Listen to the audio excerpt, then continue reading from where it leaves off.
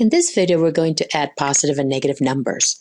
And since a lot of people are a little bit rusty with how to do that, let's use a visual aid for the first problem.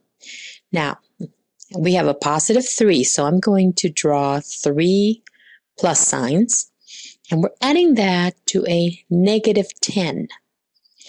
So for the negative 10, I'm going to draw 10 negative signs, 10 minus signs. So again, we have 10 minus signs to represent negative 10, and 3 positive signs to represent positive 3. Now, together, one positive sign and one negative sign make 0, so we call them a zero pair. So notice that in this problem, we have 3 zeros, 3 zero pairs. And once we cancel those 3 zero pairs, then what we're left with here are 7 negative signs, or negative 7. So adding 3 plus a negative 10 is negative 7. Now, some of you may know that you just subtract the two numbers and keep the sign of the larger, or the one with the most signs, which would be negative. So that's how we get a negative 7. In this next problem, we're adding together 2 negative numbers. If I were to draw those, that would be 4 negative signs added to 9 negative signs, which would give us 13 negative signs.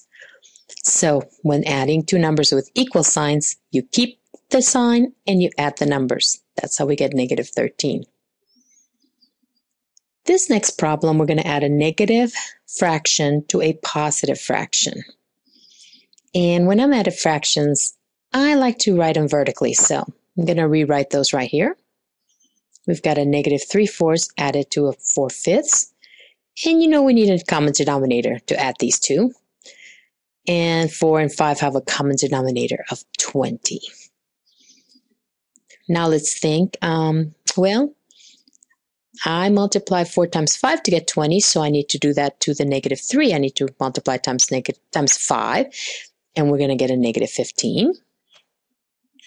5 times 4 is 20. So let's multiply the 4 times 4 and we get a positive 16.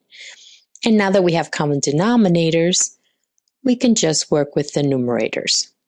So I have a negative 15 added to a positive 16. Different signs, so I'm going to subtract, keep the sign of the 16, which is positive. And so 16 minus 15 is 1. And so our answer is 1 over 20. 1/20.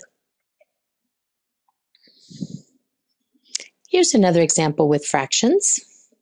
Positive 2/3 added to a negative 3/8. Common denominator between 3 and 8 is 24.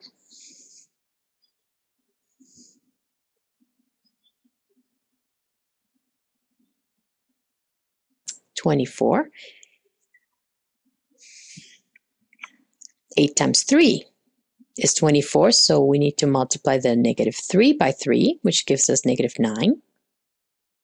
And 3 times 8 is 24, so we're going to multiply the 2 times the 8. Gives us a positive 16. Again, we're going to work with our numerators. We have a positive 16 added to a negative 9. Again, our answer will be positive, and when you subtract 16 minus 9, or 16 plus a negative 9, we get a positive 7 as our answer. So 7 over 24 for this problem. Okay, let's work with some decimals.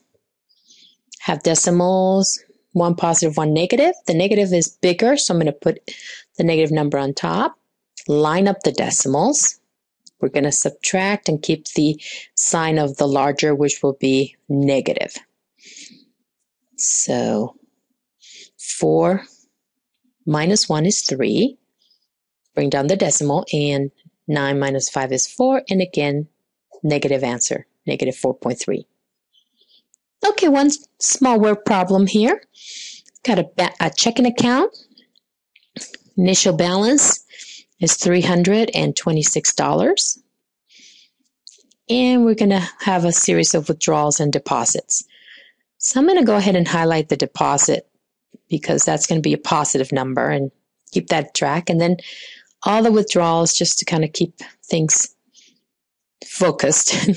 I'm highlighting with a blue. Okay, so we start with our $326 in the checking account. I'm going to withdraw $20. So that's a negative 20, so we're going to subtract 20. That gives us $306. We have another withdrawal of $15. So that's going to give us $291 in the checking account. Now we have a deposit of $200, so we'll add $200. That's going to give us $491 in our checking account. And finally, we have one more withdrawal of $150, which leaves us with $341 in the checking.